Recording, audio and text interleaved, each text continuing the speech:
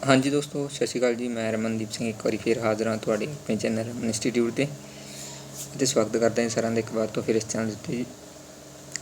सो अज की इस वीडियो के असीं चैप्टर 19 जिहड़ा हैगा साडा community meet human needs class 6 class हैगी पंजाब बोर्ड दी सोशल स्टडी का सिविक्स का जिहड़ा टॉपिक आ असीं उसनूं डिस्कस करांगे इस वीडियो के विच।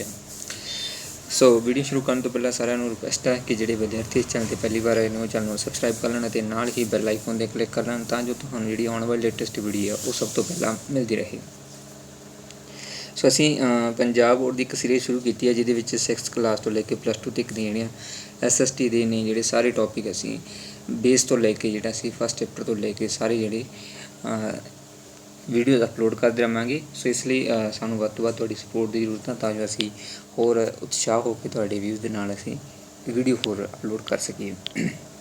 सो अज असी गल करांगे 19 नंबर चैप्टर हैगा और सिविक्स का फस्ट चैप्टर हैगा 6वीं क्लास का सोशल स्टडी का समुदाय अते मनुखी लोड़ां जिहड़ियां हैगियां ने उस बारे इस चैप्टर दे विच डिस्कस करांगे। सो फस्ट आ जाता हैगा कम्यूनिटी मीट ह्यूमन नीड। सो एक जे असीं गल करिए सधारण जी तो समुदाय अते मनुख जिहड़े एक दूसरे दे नाल बहुत ही नेड़े दे जिहड़े संबंध रखते नहींगे क्योंकि एक दूसरे बिना दोनों की ही सिरजना जिहड़ी नहीं हो सकती हैगी कि in ideal society is required to make human life comfortable and propose the present society in which we are came into extension after a long struggle of mankind. The society is made up of many community. So ਅਸੀਂ ਸਾਰੇ ਹੀ ਜਾਣਦੇ ਹਾਂ ਕਿ ਮਨੁੱਖ ਜਿਹੜਾ ਜੀਵਨ ਨੂੰ ਸੁਖੀ ਤੇ ਖੁਸ਼ਹਾਲ ਬਣਾਉਣ ਦੇ ਲਈ ਇੱਕ ਚੰਗੇ ਜਿਹੜੇ ਸਮਾਜ ਦੀ ਉਸ ਨੂੰ ਜ਼ਰੂਰਤ ਪੈਂਦੀ ਹੈ ਤਾਂ ਜੋ ਉਹ ਆਪਣੇ ਆਪ ਨੂੰ ਚੰਗੇ ਤਰੀਕੇ ਨਾਲ ਡਿਵੈਲਪ ਕਰ ਸਕੇ। ਅੱਜ ਜਿਸ ਸਮਾਜ ਦੇ ਵਿੱਚ ਅਸੀਂ ਰਹਿ ਰਹੇ ਹਾਂ ਇਹ ਮਨੁੱਖਤਾ ਦੀ ਇੱਕ ਬਹੁਤ ਲੰਮੀ ਜਦੋਜਹਿਦ ਦੇ ਵਿੱਚੋਂ ਨਿਕਲਿਆ ਹੋਇਆ ਸਮਾਜ ਹੈ ਜਿਸ ਦੇ ਵਿੱਚ ਅੱਜ ਪ੍ਰੈਜ਼ੈਂਟ ਟਾਈਮ ਦੇ ਵਿੱਚ ਅਸੀਂ ਰਹਿ ਰਹੇ ਹੈਗੇ ਹਾਂ। ਸਮਾਜ ਜਿਹੜਾ ਕਈ ਸਮੁਦਾਇਆਂ ਦੇ ਇਕੱਠ ਤੋਂ ਬਣਦਾ ਹੈਗਾ ਅਤੇ ਸਮੁਦਾਇ ਜਿਹੜਾ ਉਹ ਪਰਿਵਾਰਾਂ ਦਾ ਪਰਿਵਾਰ ਹੁੰਦਾ ਹੈਗਾ। ਸਮੁਦਾਇ ਜਿਹੜਾ ਉਹ ਪਰਿਵਾਰਾਂ ਦਾ ਇੱਕ ਪਰਿਵਾਰ ਹੁੰਦਾ ਹੈਗਾ ਔਰ the society is made up for many communities. So ਇਸ ਤੋਂ ਜਿਹੜੀਆਂ ਇਕੱਠ ਤੋਂ ਜਿਹੜਾ ਅਸੀਂ ਕਹਿ ਸਕਦੇ ਇੱਕ ਤਰੀਕੇ ਨਾਲ ਬਣਦਾ ਹੈਗਾ। If somebody asks you that who are you, first of all you will tell your name, then you would describe about your home, family, your school, friends, relatives, so on and so forth. In spite of all these relations, you have got your own identity. You cannot live alone because man is the only living creatures in the world who can think.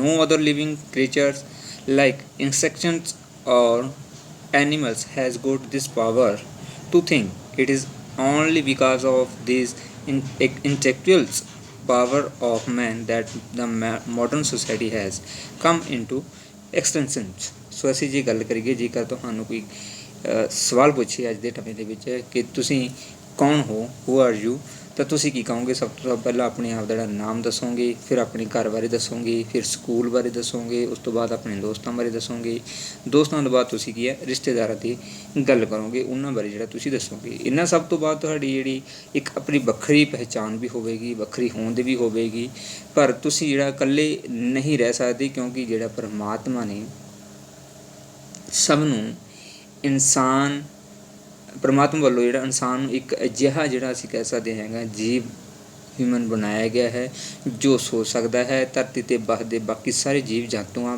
पशु पंछियों विच ये सोच शक्ति जी नहीं मिलती है जी कि मनुख दे विच है। मनुख सोच समझ के कुछ भी चंगा जो पॉजिटिव वो कर सकता है। इंसान की इस सोच शक्ति भाव दिमागी सूझ कारण जोड़ा साडा अज दा विकसित समाज दे विच होंदा हैगा, विकसित समाज जोड़ा होंद विच हैगा।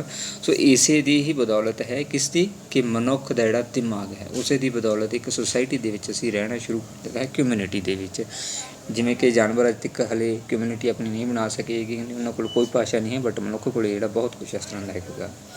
समुदाय विच हर इंसान की एक वक्री होंद हुंदी हैगी। Every individual has its own identity in the community. You as an individual are attached to many social communities such as family, school, neighborhoods, Instructor, you are also a member of many more other communities. For example, we all are member of the particular community which speak Punjabi language. Thus, we are member of specific community which speak Punjabi. Similarly, we all are member of one or another religious group of community. So ਤੁਹਾਡੀ ਹਰ ਇੱਕ ਦੀ ਜਿਹੜੀ ਆਪਣੀ ਇੱਕ ਵੱਖਰੀ ਪਹਿਚਾਣ ਹੋਵੇਗੀ। ਤੁਸੀਂ ਕਈ ਜਿਹੜੇ ਸਮਾਜਿਕ ਸਮੂਹਾਂ, ਜਿਵੇਂ ਕਿ ਅਸੀਂ ਪਰਿਵਾਰ ਦੀ ਗੱਲ ਕਰਦੇ ਹਾਂ, ਪਰਿਵਾਰ ਦੇ ਵਿੱਚ ਤੁਸੀਂ ਰਹਿੰਦੇ ਹੋ, ਸਕੂਲ, ਪਿੰਡ, ਸ਼ਹਿਰ, ਦੇਸ਼, ਅਲੱਗ-ਅਲੱਗ ਜਿਹੜੀਆਂ ਕਮਿਊਨਿਟੀਆਂ ਨੇ ਉਹਨਾਂ ਦੇ ਨਾਲ ਤੁਸੀਂ ਜੁੜੇ ਹੋਏ ਹੋਗੇ, ਠੀਕ ਹੈ ਨਾ। ਇਹਨਾਂ ਤੋਂ ਬਿਨਾਂ ਤੁਸੀਂ ਹੋਰ ਵੀ ਕਈ ਤਰ੍ਹਾਂ ਦੇ ਜਿਹੜੇ ਸਮੂਹ ਨੇ ਜਿਨ੍ਹਾਂ ਦੇ ਤੁਸੀਂ ਮੈਂਬਰ ਹੋ ਗਏ ਹੋ। ਜਿਵੇਂ ਕਿ ਅਸੀਂ ਗੱਲ ਕਰੀਏ ਸਾਡੀ ਪੰਜਾਬੀ ਭਾਸ਼ਾ ਦੀ, ਜਿਵੇਂ ਸਾਰੇ ਪੰਜਾਬੀ ਬੋਲਦੇ ਆ ਪੰਜਾਬ ਦੇ ਵਿੱਚ ਤਕਰੀਬਨ, ਠੀਕ ਹੈ। ਤਾਂ ਸਾਡੀ ਇੱਕ ਪੰਜਾਬੀ ਭਾਸ਼ਾ ਜਿਹੜੀ ਹੈਗੀ ਉਸ ਬੋਲਣ ਦੀ, ਪੰਜਾਬੀ ਭਾਸ਼ਾ ਬੋਲਣ ਵਾਲੇ ਲੋਕਾਂ ਦਾ ਇੱਕ ਖਾਸ ਜਿਹੜੀ ਕਮਿਊਨਿਟੀ ਬਣੀ ਹੋਈ ਹੈ, ਇੱਕ ਗਰੁੱਪ ਬਣਿਆ ਹੋਇਆ ਹੈਗਾ ਜਿਸ ਦੇ ਅਸੀਂ ਮੈਂਬਰ ਹੈਗੇ। ਇਸੇ ਤਰ੍ਹਾਂ ਹੀ ਕਿਸੇ ਨਾ ਕਿਸੇ ਅਸੀਂ ਧਾਰਮਿਕ ਸੰਸਥਾ ਦੇ ਧਾਰਮਿਕ ਕਮਿਊਨਿਟੀ ਦੇ ਮੈਂਬਰ ਹੋਵਾਂਗੇ, ਠੀਕ ਹੈ, ਜਾਂ ਕਿਸੇ ਹੋਰ ਪ੍ਰਕਾਰ ਦੇ ਜਿਹੜੇ ਕਮਿਊਨਿਟੀਆਂ ਹੈਗੀਆਂ ਨੇ, ਸੁਸਾਇਟੀਆਂ ਅਸੀਂ ਬਹੁਤ ਸਾਰੀਆਂ ਆਸ-ਪਾਸ ਸਾਡੇ ਮਾਹੌਲ ਦੇ ਵਿੱਚ ਦੇਖਦੇ ਹੈਗੇ ਹਾਂ, ਉਹਨਾਂ ਦੇ ਮੈਂਬਰ ਕਿਸੇ ਨਾ ਕਿਸੇ ਦੇ ਜ਼ਰੂਰ ਹੋਵਾਂਗੇ। Family is the first basic society for child where a child lives with his her parents, brothers, sisters, sometimes grandparents also. It is the family where a child acquires various type of quality like affections, sympathy, sacrifice, respect and brotherhood, etc. ਸੋ ਪਰਿਵਾਰ ਜਿਹੜਾ ਅਸੀਂ ਕਹਿ ਸਕਦੇ ਹਾਂ ਇੱਕ ਬੱਚੇ ਦਾ ਸਭ ਤੋਂ ਬੇਸਿਕ ਜਾਂ ਮੁੱਢਲਾ ਅਸੀਂ ਕਹਿ ਸਕਦੇ ਹੈਗੇ ਸਥਾਨ ਹੈ, ਜਿੱਥੇ ਪਹਿਲਾ ਜਿਹੜਾ ਸਮਾਜ ਇੱਕ ਚਾਈਲਡ ਦਾ ਮੰਨਿਆ ਜਾਂਦਾ ਹੈ, ਜਿਸ ਦੇ ਵਿੱਚ ਉਸਦੇ ਮਾਤਾ ਪਿਤਾ ਹੁੰਦੇ ਹੈਗੇ ਨੇ, ਭੈਣ ਭਰਾ ਨਾਲ ਹੁੰਦੇ ਹੈਗੇ ਨੇ, ਜਿਨ੍ਹਾਂ ਦੇ ਨਾਲ ਕੀ ਉਹ ਰਹਿੰਦਾ ਹੈ। ਜਦੋਂ ਇਹਨਾਂ ਦੇ ਨਾਲ ਰਹਿੰਦਾ ਹੈ ਤਾਂ ਇਸ ਦੇ ਨਾਲ ਹੀ ਬੱਚੇ ਦੇ ਵਿੱਚ ਕੀ ਹੈਗਾ ਕਿ ਉਸ ਨੂੰ ਅਫੈਕਸ਼ਨਸ, ਜਿਵੇਂ ਪਿਆਰ ਹੋ ਗਿਆ, ਸੈਂਪਥੀ ਹੋ ਗਿਆ, ਸੈਕਰੀਫਿਕੇਸ਼ਨਸ ਹੋ ਗਿਆ, ਹਮਦਰਦੀ ਹੋ ਗਿਆ, ਕੁਰਬਾਨੀ ਹੋ ਗਿਆ, ਸਤਿਕਾਰ ਹੋ ਗਿਆ, ਭਾਈਚਾਰਾ ਹੋ ਗਿਆ, ਠੀਕ ਹੈ। ਇਸ ਬਾਰੇ ਕੀ ਹੈ, ਇਸ ਤਰ੍ਹਾਂ ਦੇ ਕਈ ਗੁਣ ਜਿਹੜੇ ਸਿੱਖਣ ਨੂੰ ਮਿਲਦੇ ਹੈਗੇ ਆ ਪਰਿਵਾਰ ਦੇ ਵਿੱਚੋਂ। ਸੋ ਪਰਿਵਾਰ ਦੇ ਵਿੱਚੋਂ ਸਾਰਾ ਕੁਛ ਕੀ ਹੈਗਾ, ਇੱਕ ਬੱਚਾ ਜਿਹੜਾ ਉਹ ਸਿੱਖਦਾ ਹੈਗਾ ਔਰ ਉਸੇ ਤੋਂ ਹੀ ਕੀ ਉਹ ਆਪਣੇ ਆਪ ਨੂੰ ਦੂਸਰੀ ਕਮਿਊਨਿਟੀ ਦੇ ਨਾਲ ਜਿਹੜਾ ਜੋੜ ਕੇ ਰੱਖਦਾ ਹੈ। Family is the primary school unit where as the society is must bigger from. Similarly, schools, villages or society are extend from of human society for the child. Family is a group of those persons who are connected together in a mutual bonds on the basis of marriage, adoptions and blood relations. While growing, a person become member of many other small communities which we have different objective. The school is a place where the child acquire many qualities like discipline, cooperation, obedience and sportsmanship. Bodies beside regarding and writing. A student is member of many types of groups within school premises. Every student has a closer group of friends, students of various class together from a school community. Similarly, a nation or country is formed of many states. Many nations together makes the human society which is called the world community at large. ਸੋ ਪਰਿਵਾਰ ਇਹਨਾਂ ਵਿਅਕਤੀਆਂ ਦਾ ਇੱਕ ਜਿਹੜਾ ਸਮੂਹ ਹੁੰਦਾ ਹੈਗਾ ਜੋ ਕਿ ਵਿਆਹ ਸੰਬੰਧਾਂ ਦੇ ਨਾਲ, ਲਹੂ ਸੰਬੰਧਾਂ ਦੇ ਨਾਲ, ਗੋਦ ਲੈਣ ਦੇ ਸੰਬੰਧਾਂ ਦੇ ਕਾਰਨ ਆਪਸ ਦੇ ਵਿੱਚ ਇੱਕ ਦੂਸਰੇ ਦੇ ਨਾਲ ਇੱਕ ਬੰਧਨ ਬਣਾ ਕੇ ਰਹਿੰਦਾ ਹੈਗਾ, ਠੀਕ ਹੈ। ਹਰ ਇੱਕ ਮਨੁੱਖ, ਠੀਕ ਹੈ, ਇਹ ਨਹੀਂ ਕਿ ਇੱਕ ਵਿਅਕਤੀ, ਹਰ ਇੱਕ ਮਨੁੱਖ ਇਸ ਤਰੀਕੇ ਇਹਨਾਂ ਚੀਜ਼ਾਂ ਦੇ ਵਿੱਚੋਂ ਗੁਜ਼ਰਦਾ ਹੈਗਾ। ਐਂਡ ਸਕੂਲ, ਪਿੰਡ, ਸ਼ਹਿਰ, ਦੇਸ਼, ਸੰਸਾਰ ਆਦਿ ਵੀ ਜਿਹੜੇ ਸਾਰੇ ਕੀ ਆ ਮਨੁੱਖੀ ਸਮਾਜ ਦੇ ਵੱਲ ਵਧੇ ਹੋਏ ਹੈਗੇ ਨੇ ਕਿ ਮਨੁੱਖ ਜਿਹੜਾ ਹਰ ਇੱਕ ਤਰ੍ਹਾਂ ਦਾ ਜਿਹੜਾ, ਚਾਹੇ ਉਹ ਸਕੂਲ ਹੈ, ਪਿੰਡ ਹੈ, ਸ਼ਹਿਰ ਹੈ, ਦੇਸ਼ ਹੈ, ਸੰਸਾਰ ਹੈ, ਉਹ ਇੱਕ ਕਮਿਊਨਿਟੀ ਦੇ ਨਾਲ ਜੁੜੇ ਹੋਏ ਨੇ, ਇੱਕ ਸਮਾਜ ਦੇ ਨਾਲ ਜੁੜੇ ਹੋਏ ਨੇਗੇ। ਇਹਨਾਂ ਤੋਂ ਇਲਾਵਾ ਜਿਹੜਾ ਮਨੁੱਖ ਆਪਣੇ ਜੀਵਨ ਵਿੱਚ ਹੋਰ ਵੀ ਕਈ ਤਰ੍ਹਾਂ ਦੇ ਜਿਹੜੇ ਛੋਟੇ ਛੋਟੇ ਗਰੁੱਪ ਨੇਗੇ, ਸਮੂਹ ਨੇਗੇ, ਉਹਨਾਂ ਦੇ ਨਾਲ ਜਿਹੜਾ ਉਹ ਜੁੜਿਆ ਹੋਇਆ ਹੈਗਾ, ਜਿਨ੍ਹਾਂ ਦੇ ਅਲੱਗ-ਅਲੱਗ ਉਦੇਸ਼ ਹੋ ਸਕਦੇ ਨੇਗੇ, ਠੀਕ ਹੈ, ਜਿਨ੍ਹਾਂ ਦੇ ਆਧਾਰਿਤ ਉੱਪਰ ਉਹ ਜਿਹੜੇ ਗਰੁੱਪਸ ਜਾਂ ਕਮਿਊਨਿਟੀਆਂ ਉਹਨਾਂ ਦੀਆਂ ਬਣਾਈਆਂ ਹੁੰਦੀਆਂ ਹੈਗੀਆਂ ਨੇਗੀਆਂ। ਪਰਿਵਾਰ ਜਿਹੜਾ ਉਹ ਸਮਾਜ ਦੀ ਮੁੱਢਲੀ ਇਕਾਈ ਹੈਗੀ ਅਤੇ ਸਮਾਜ ਦੇ ਵਿੱਚ ਇਸ ਦਾ ਜਿਹੜਾ ਵੱਡਾ ਰੂਪ ਹੁੰਦਾ ਹੈਗਾ ਇੱਕ ਪਰਿਵਾਰ ਹੈ, ਠੀਕ ਹੈ। ਔਰ ਉਸ ਤੋਂ ਬਾਅਦ ਕਈ ਜਿਹੜੇ ਘਰ ਇਕੱਠੇ ਹੋ ਜਾਂਦੇ, ਕਈ ਪਰਿਵਾਰ ਇਕੱਠੇ ਹੋ ਜਾਂਦੇ, ਇੱਕ ਪਿੰਡ ਇਕੱਠਾ ਹੋ ਜਾਂਦਾ, ਪਿੰਡ ਤੋਂ ਬਾਅਦ ਇੱਕ ਡਿਸਟ੍ਰਿਕਟ ਇਕੱਠੀ ਹੋ ਜਾਂਦੀ ਹੈ ਕਿ ਇਹ ਇੱਕ ਵੱਡੇ ਸਮਾਜ ਦਾ ਰੂਪ ਧਾਰਨ ਕਰਨ ਦਾ ਇਸ ਤਰੀਕੇ ਨਾਲ ਜੁੜ ਕੇ। ਸਕੂਲ ਦੇ ਵਿੱਚ ਜਦੋਂ ਬੱਚਾ ਪੜ੍ਹਨਾ ਲਿਖਣਾ ਅਤੇ ਹੋਰ ਕਈ ਤਰ੍ਹਾਂ ਦੇ ਜਿਹੜੇ ਗੁਣ ਸਿੱਖਦਾ ਹੈ, ਜਿਵੇਂ ਕਿ ਅਨੁਸ਼ਾਸਨ ਹੋ ਜਾਂਦਾ, ਸਦਭਾਵਨਾ ਹੋ ਗਈ, ਆਗਿਆ ਦਾ ਪਾਲਣ ਕਰਨਾ ਹੋ ਜਾਂਦਾ। ਇਹ ਸਾਰੇ ਗੁਣ ਕਿੱਥੋਂ ਆਉਂਦੇ ਨੇ? ਇੱਕ ਵਿਅਕਤੀ ਦੇ ਵਿੱਚ, ਸਮਾਜ ਦੇ ਵਿੱਚੋਂ ਹੀ ਆਉਂਦੇ ਨੇ, ਕਿ ਕਿਸੇ ਨੂੰ ਬੁਰਾ ਨਹੀਂ ਬੋਲਣਾ, ਉਸ ਤਰੀਕੇ ਨਾਲ ਕਿਸ ਤਰੀਕੇ ਦੇ ਨਾਲ ਟਰੀਟ ਕਰਨਾ ਹੈ, ਸਾਰਾ ਕੁਛ ਉਹਦੇ ਵਿੱਚ ਆ ਜਾਂਦਾ ਹੈ। ਅਤੇ ਇਹ ਸਾਰਾ ਚੀਜ਼ਾਂ ਸਕੂਲ ਤੋਂ ਲੈ ਕੇ, ਠੀਕ ਹੈ, ਔਰ ਸਮਾਜ ਦੇ ਵਿੱਚ ਸਿੱਖੀਆਂ ਜਾਂਦੀਆਂ ਹੈਗੀਆਂ ਨੇ। ਬਹੁਤ ਸਾਰੀਆਂ ਚੀਜ਼ਾਂ ਸਕੂਲ ਦੇ ਵਿੱਚੋਂ ਸਿੱਖੀਆਂ ਜਾਂਦੀਆਂ, ਬਹੁਤ ਸਾਰੀਆਂ ਚੀਜ਼ਾਂ ਕਿ ਸਮਾਜ ਦੇ ਵਿੱਚ ਅਸੀਂ ਸਿੱਖਦੇ ਹੈਗੇ ਹੈਗੇ। ਸਕੂਲ ਦੇ ਵਿੱਚ ਹਰੇਕ ਵਿਦਿਆਰਥੀ ਦੇ ਕਈ ਤਰ੍ਹਾਂ ਦੇ ਗਰੁੱਪ ਹੁੰਦੇ ਨੇ, ਯਾਨੀ ਕਿ ਉਹਨਾਂ ਦੀ ਜਿਸ ਤਰ੍ਹਾਂ ਦੀ ਥਿੰਕਿੰਗ ਹੁੰਦੀ ਹੈ ਉਸੇ ਤਰੀਕੇ ਦੀ ਉਹਨਾਂ ਦੇ ਜਿਹੜੇ ਗਰੁੱਪ ਬਣ ਜਾਂਦੇ ਨੇ, ਜਿਸ ਦੇ ਆਧਾਰ 'ਤੇ ਉਹ ਉਹਨਾਂ ਦੇ ਨਾਲ ਕੀ ਜੁੜ ਜਾਂਦੇ ਹੈਗੇ ਨੇ ਅਤੇ ਉਹਨਾਂ ਦੀਆਂ ਇੰਸਟਰਕਸ਼ਨਾਂ ਨੂੰ ਉਹ ਕੀ ਆ ਫੋਲੋ ਕਰਦੇ ਹੈਗੇ ਨੇਗੇ। ਹਰ ਬੱਚੇ ਦਾ ਕੋਈ ਨਾ ਕੋਈ ਜਿਹੜਾ ਨਜ਼ਦੀਕੀ ਦੋਸਤ ਹੁੰਦਾ ਹੈਗਾ, ਜਿਸ ਦੇ ਨਾਲ ਉਸਦੇ ਥੋਟ ਜਿਹੜੇ ਮਿਲਦੇ ਹੈਗੇ ਨੇਗੇ। ਅਤੇ ਔਰ ਕਈ ਕਲਾਸਾਂ ਦੇ ਵਿੱਚ, ਠੀਕ ਹੈ, ਇੱਕ ਹੀ ਕਲਾਸ ਦੇ ਵਿੱਚ ਕਈ ਸਾਰੇ ਬੱਚਿਆਂ ਦੇ ਅਲੱਗ-ਅਲੱਗ ਗਰੁੱਪ ਵੀ ਹੋ ਸਕਦੇ ਨੇ। ਅਕਸਰ ਹੀ ਤੁਸੀਂ ਸਕੂਲ ਲਾਈਫ ਦੇ ਵਿੱਚ ਦੇਖਿਆ ਹੋਊਗਾ, ਤੁਹਾਡੇ 2 ਜਾਂ 4 ਫਰੈਂਡ ਸੀਗੇ, ਔਰ ਉਸ ਤੋਂ ਇਲਾਵਾ ਤੁਹਾਡੇ ਹੋਰ ਓਪੋਜ਼ਿਟ ਜਿਹੜੀਆਂ ਪਾਰਟੀਆਂ, ਓਪੋਜ਼ਿਟ ਤੁਹਾਡਾ ਜਿਹੜਾ ਗਰੁੱਪ ਸੀਗਾ, ਉਹਦੇ ਵਿੱਚ ਵੀ ਤੁਹਾਨੂੰ ਦੇਖਣ ਨੂੰ ਮਿਲਦਾ ਹੈਗਾ। ਔਰ ਕਈ ਜਮਾਤਾਂ ਨੂੰ ਮਿਲਾ ਕੇ ਇੱਕ ਜਿਹੜਾ ਸਮੁਦਾਇਕ ਸਕੂਲ ਬਣਦਾ ਹੈਗਾ, ਯਾਨੀ ਕਿ ਪੂਰੀਆਂ ਦੀਆਂ ਪੂਰੀਆਂ ਜਿਹੜੀਆਂ ਕਲਾਸਾਂ ਨੇਗੀਆਂ ਉਸ ਨੂੰ ਮਿਲਾ ਕੇ ਇੱਕ ਸਕੂਲ ਸਮੁਦਾਇ ਬਣਦਾ ਹੈਗਾ ਗਾ, ਸਕੂਲ ਕਮਿਊਨਿਟੀ ਬਣਦੀ ਹੈਗੀ। ਔਰ ਇਸੇ ਤਰੀਕੇ ਦੇ ਨਾਲ ਕੀ ਹੈਗਾ ਗਾ, ਰਾਜਾਂ ਨੂੰ ਮਿਲਾ ਕੇ, ਨੇਸ਼ਨਸ ਨੂੰ ਮਿਲਾ ਕੇ ਕੀ ਹੈਗਾ ਗਾ, ਇੱਕ ਕੰਟਰੀ, ਇੱਕ ਜਿਹੜੀ ਸਟੇਟ ਹੈ ਉਹ ਨੇਸ਼ਨ ਦੇ ਰੂਪ ਦੇ ਵਿੱਚ ਆ ਜਾਂਦੀ ਹੈਗੀ। ਔਰ ਇਸ ਤੋਂ ਬਾਅਦ ਕਈ ਕੌਮਾਂ ਨੂੰ ਮਿਲਾ ਕੇ ਜਿਹੜਾ ਸਾਡਾ ਸਾਰਾ ਮਨੁੱਖੀ ਸਮਾਜ ਬਣਦਾ ਹੈ, ਜਿਸ ਨੂੰ ਸੰਸਾਰ ਸਮੁਦਾਇ ਅਸੀਂ ਕਹਿ ਦਿੰਦੇ ਹਾਂ, ਵਰਲਡ ਕਮਿਊਨਿਟੀ ਅਸੀਂ ਕਹਿ ਦਿੰਦੇ ਹੈਗੇ ਹਾਂ। ਸੋ ਨੈਕਸਟ ਆਉਂਦਾ ਹੈਗਾ ਬਿਗਨਿੰਗ ਆਫ ਕਮਿਊਨਿਟੀ ਲਾਈਫ। ਸੋ ਸਮੁਦਾਇਕ ਜੀਵਨ ਦਾ ਜਿਹੜਾ ਆਰੰਭ ਹੈ ਉਹ ਕਿੱਥੋਂ ਸ਼ੁਰੂਆਤ ਹੋਇਆ ਜਾਂ ਕਿਸ ਤਰੀਕੇ ਦੇ ਨਾਲ ਹੋਇਆ ਹੈਗਾ।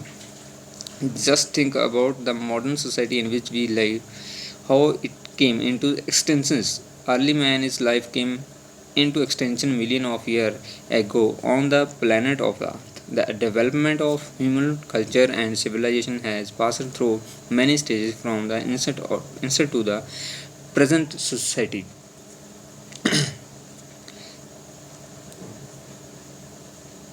Every man made stone tools for hunting in the ancient times. After the innovation of metal like iron, bronze instruments were being of mankind. Alloys were prepared by man by mixing various metals. One of these alloys is steel, which now being used for many purposes. Later on, the plastic was invented, out of which many types of utensils, toys and some other domestic items are prepared. Instructors are being made. ਸੋ ਜੇ ਅਸੀਂ ਸੋਚੀਏ ਕਿ ਜਿਹੜਾ ਅੱਜ ਦਾ ਸਾਡਾ ਉੱਨਤ ਸਮਾਜ ਸਾਡੇ ਸਾਹਮਣੇ ਸਾਨੂੰ ਦੇਖਣ ਨੂੰ ਮਿਲਦਾ ਹੈਗਾ, ਤਾਂ ਇਸ ਦਾ ਜਿਹੜਾ ਵਿਕਾਸ ਉਹ ਕਿਸ ਤਰੀਕੇ ਦੇ ਨਾਲ ਅਲੱਗ-ਅਲੱਗ ਜਿਹੜੀਆਂ ਸਟੇਜਸ ਨੇ ਉਹਨਾਂ ਦੇ ਵਿੱਚੋਂ ਡਿਵੈਲਪ ਹੋਇਆ ਹੈਗਾ।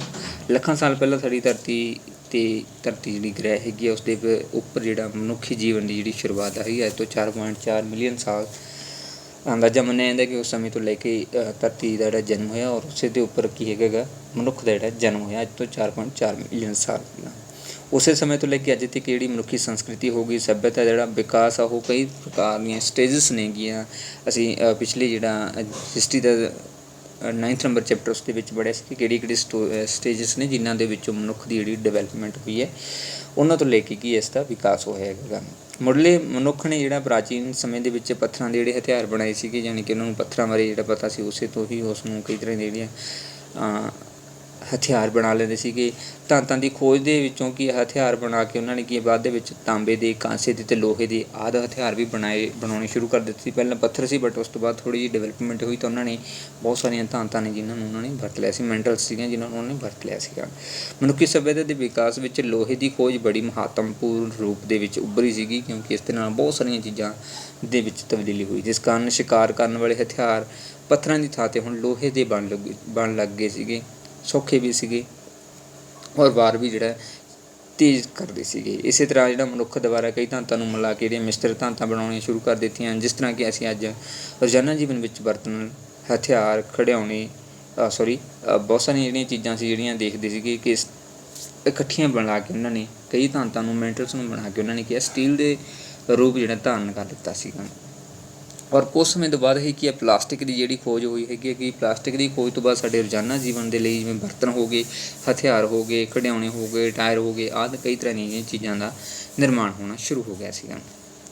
ਸੋ ਇਹ ਅਰਲੀ ਮੈਨ ਦੀ ਇੱਕ ਇਮੇਜ ਹੈ ਕਿ ਜਿਸ ਤੋਂ ਤੁਸੀਂ ਦੇਖ ਸਕਦੇ ਹੋ ਸਟਾਰਟਿੰਗ ਦੇ ਵਿੱਚ ਕਿਸ ਤਰ੍ਹਾਂ ਦੀ ਕਮਿਊਨਿਟੀਆਂ ਸੀਗੀਆਂ, ਫਿਰ ਜਿਹੜੀ ਫਾਇਰ ਜਿਹੜੀ ਅੱਗ ਦੀ ਖੋਜ ਆ ਉਹ ਕਿਸ ਤਰੀਕੇ ਦੇ ਨਾਲ ਹੋਈ ਸੀਗੀ ਸਟੋਨ ਨੂੰ ਇੱਕ ਦੂਸਰੇ ਨਾਲ ਰਗੜ ਕੇ। While going through the ancient history, we know that life of early man was like wild animals. He used to live in jungle and hunted wild birds and animals. Thus, the man beginning his life as a hunter. After some time, he started rearing animal for his food. Rearing of animal was better and easier occupation for the early man. Man at this stage good variety of food material than early. This stage was called postal stage.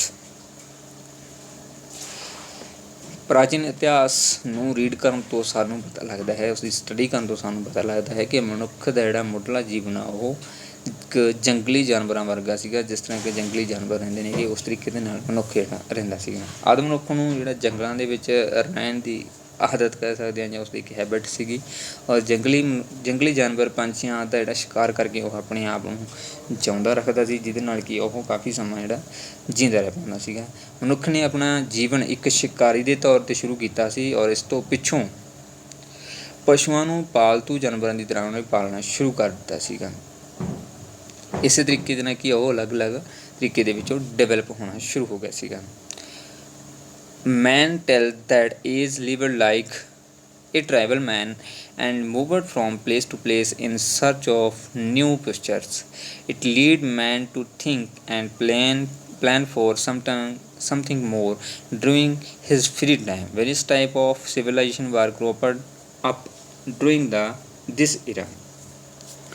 ਸੋ ਮਨੁੱਖ ਨੇ ਕੀ ਆ ਹੌਲੀ ਹੌਲੀ ਜਿਹੜਾ ਭੋਜਨ ਪਹਿਲਾਂ ਉਹ ਮਾंस ਖਾਂਦਾ ਸੀ, ਹੌਲੀ ਹੌਲੀ ਉਸਦੀ ਡਿਵੈਲਪਮੈਂਟ ਹੋਈ ਤਾਂ ਉਸਨੂੰ ਪਤਾ ਲੱਗਿਆ ਕਿ ਉਹ ਜਾਨਵਰਾਂ ਨੂੰ ਪਾਲਤੂ ਜਾਨਵਰਾਂ ਦੇ ਰੂਪ ਵਿੱਚ ਪਾਲ ਕੇ ਬਹੁਤ ਸਾਰਾ ਵਧੀਆ ਜਿਹੜਾ ਡਿਵੈਲਪ ਕਰ ਸਕਦਾ ਆਪਣੇ ਆਪ ਨੂੰ। ਉਸਨੂੰ ਜਿਹੜੀਆਂ ਡੇਲੀ ਦੀਆਂ ਨੀਡਾਂ ਨੇ ਉਹਨੂੰ ਜਲਦੀ ਪੂਰਾ ਕਰ ਸਕਦਾ ਹੈ ਅਤੇ ਨਾ ਖਤਮ ਬਣਨੀਆਂ ਜਿਹੜੀਆਂ ਚੀਜ਼ਾਂ ਨੇ ਉਹਨਾਂ ਨੂੰ ਵਰਤੋਂ ਦੇ ਵਿੱਚ ਲਿਆ ਸਕਦਾ।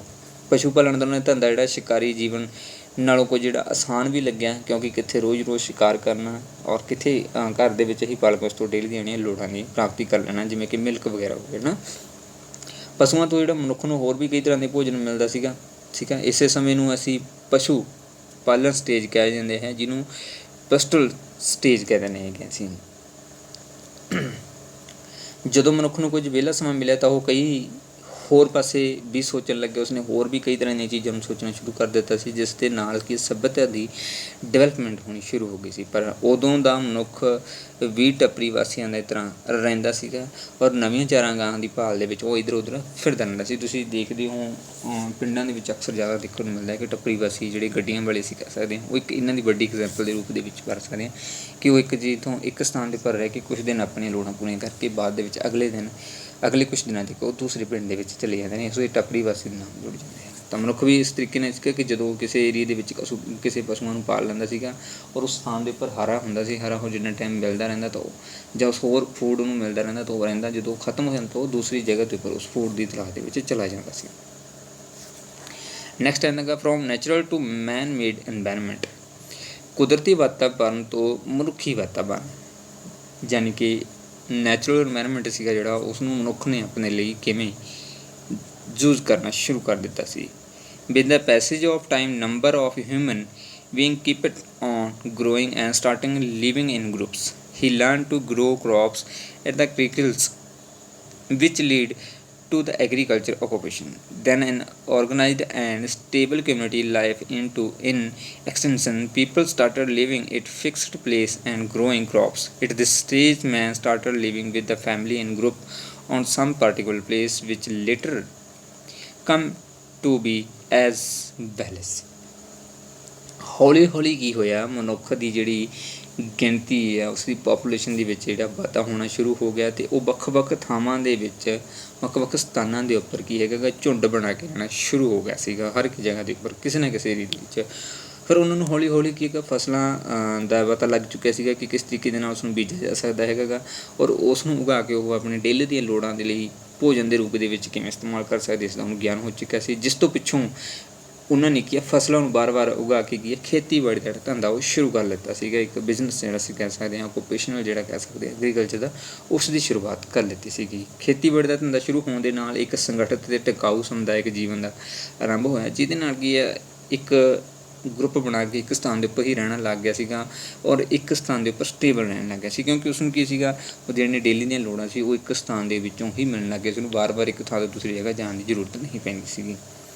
ਇਸ ਯੁੱਗ ਦਾ ਜਿਹੜਾ ਮਨੁੱਖ ਇੱਕ ਥਾਂ 'ਤੇ ਟਿਕ ਕੇ ਰਹਿਣਾ ਅਤੇ ਫਸਲਾਂ ਦੀ ਜਿਹੜੀ ਉਗਾਉਣ ਦੀ ਸ਼ੁਰੂਆਤ ਕਰਨ ਲੱਗ ਗਿਆ ਸੀਗਾ ਔਰ ਮਨੁੱਖੀ ਪਰਿਵਾਰ ਇਕੱਠੇ ਹੋ ਕੇ ਕੁਝ ਇੱਕ ਥਾਵਾਂ 'ਤੇ ਕੀ ਹੈ ਟਿਕ ਕੇ ਰਹਿਣ ਲੱਗ ਪਿਆ ਸੀਗਾ ਅਤੇ ਪਰਿਵਾਰਾਂ ਦੇ ਅਜਿਹੇ ਇਕੱਠ ਨੂੰ ਸਮੁਦਾਇ ਕਿਹਾ ਜਾਂਦਾ ਸੀ, ਜਿਹੜਾ ਬਾਅਦ ਦੇ ਵਿੱਚ ਵੱਧਦੇ ਹੋਏ ਪਿੰਡਾਂ ਦੇ ਰੂਪ ਵਿੱਚ ਉੱਭਰ ਗਿਆ ਸੀਗਾ, ਜਿਨ੍ਹਾਂ ਨੂੰ ਪਿੰਡ ਕਿਹਾ ਜਾਂਦਾ ਹੈ। ਔਰ ਪ੍ਰਾਚੀਨ ਕਾਲ ਦੇ ਵਿੱਚ ਜਿਹੜੇ 90% ਜਿਹੜੇ ਭਾਰਤੀ ਵਸੋਂ ਸੀਗੀ ਉਹ ਪਿੰਡਾਂ ਦੇ ਵਿੱਚ ਹੀ ਰਹਿੰਦੀ ਸੀਗੀ ਪ੍ਰਾਚੀਨ ਸਮੇਂ ਦੇ ਵਿੱਚ। ਸੋ ਇਹ ਅਰਲੀ ਮੈਨ ਦੀ ਜਿਹੜੀ ਫਾਰਮਿੰਗ ਅਸੀਂ ਕਹਿ ਸਕਦੇ ਹਾਂ, ਇੱਕ ਡਾਇਗਰਾਮ ਹੈ ਜਿਸ ਤੋਂ ਸਾਨੂੰ ਪਤਾ ਲੱਗਦਾ ਕਿ ਮਨੁੱਖ ਕਿਸ ਤਰੀਕੇ ਦੇ ਨਾਲ ਉਸ ਸਮੇਂ ਦੇ ਵਿੱਚ ਰਹਿੰਦਾ ਸੀਗਾ, ਖੇਤੀਬਾੜੀ ਕਰਦਾ ਸੀ। After the agriculture-based community village life came into extension, people daily needs grew more and more. Thus barter system began. During this time, invention of wheels enabled people to go from one place to another easily. After the invention of fire, man started eating cooked food slowly and steadily. With the development of human brain, human needs also increased. With the increased needs of mankind, many other occupations like carpentry, smithy, trades, etc. also developed.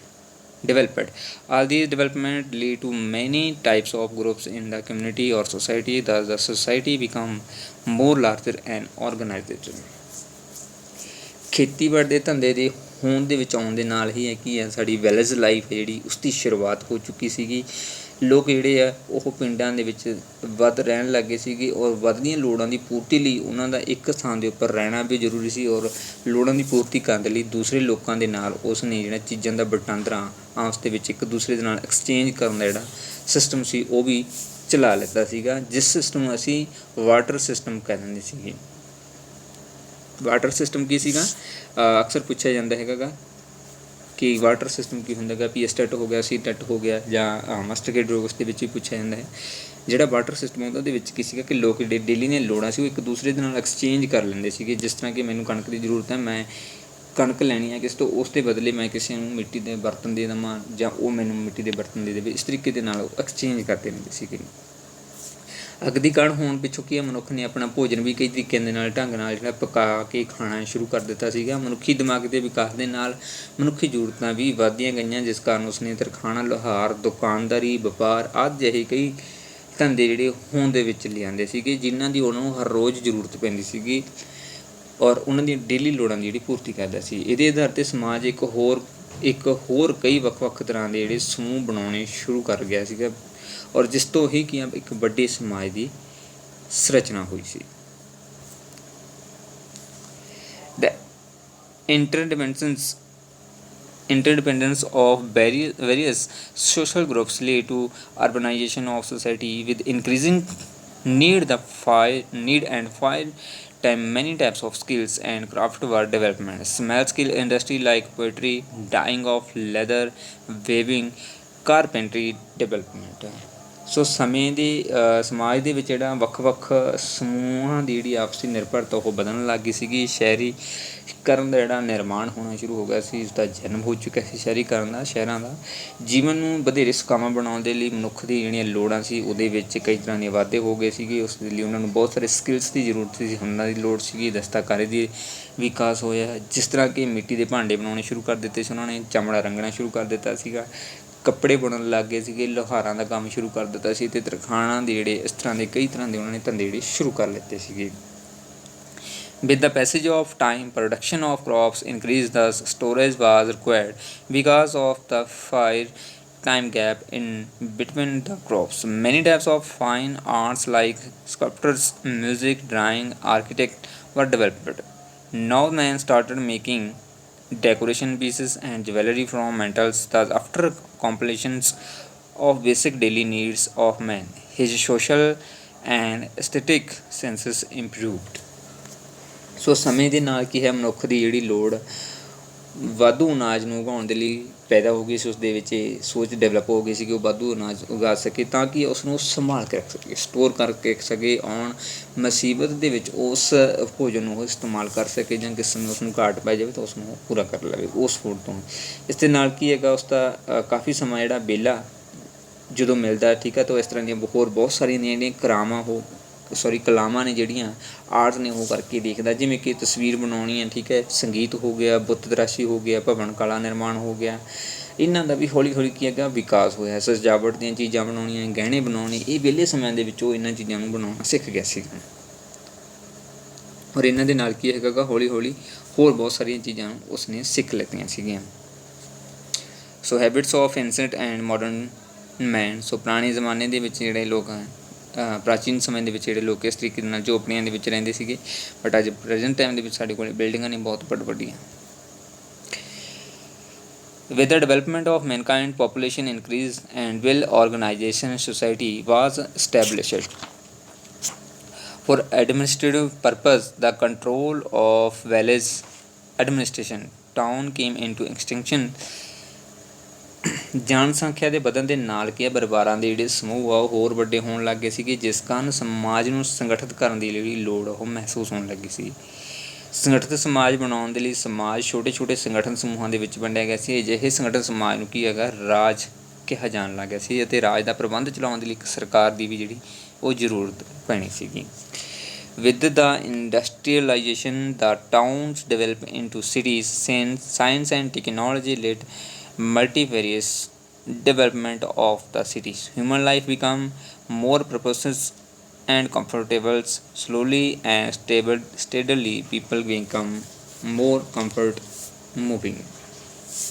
ਸੋ ਕਸਬਿਆਂ ਦੇ ਵਿੱਚੋਂ ਹੌਲੀ ਹੌਲੀ ਕੀ ਹੈ ਵਧੇਰੇ ਵਿਕਸਿਤ ਹੋਣੇ ਸ਼ੁਰੂ ਕਰ ਦਿੱਤੇ, ਜਿਨ੍ਹਾਂ ਨੇ ਹੌਲੀ ਹੌਲੀ ਕੀ ਹੈ ਸ਼ਹਿਰਾਂ ਦਾ ਨਿਰਮਾਣ ਕਰਨਾ ਸ਼ੁਰੂ ਕਰਤਾ, ਯਾਨੀ ਕਿ ਸ਼ਹਿਰਾਂ ਦੇ ਰੂਪ ਦੇ ਵਿੱਚ ਬਣਨ ਲੱਗ ਗਏ ਸੀਗੇ। ਔਰ ਵਿਗਿਆਨ ਅਤੇ ਤਕਨੀਕ ਦੇ ਜਿਹੜੇ ਗਿਆਨ ਵਧਣ ਦੇ ਨਾਲ ਸਮਾਜ ਦੀ ਬਹੁਪੱਖੀ ਤਰੱਕੀ ਸ਼ੁਰੂ ਹੋ ਚੁੱਕੀ ਸੀਗੀ। ਜੀਵਨ ਨੂੰ ਵਧੇਰੇ ਸੁਖਮਈ ਅਤੇ ਖੁਸ਼ਹਾਲ ਬਣਾਉਣਾ ਸ਼ੁਰੂ ਕਰ ਦਿੱਤਾ ਸੀ।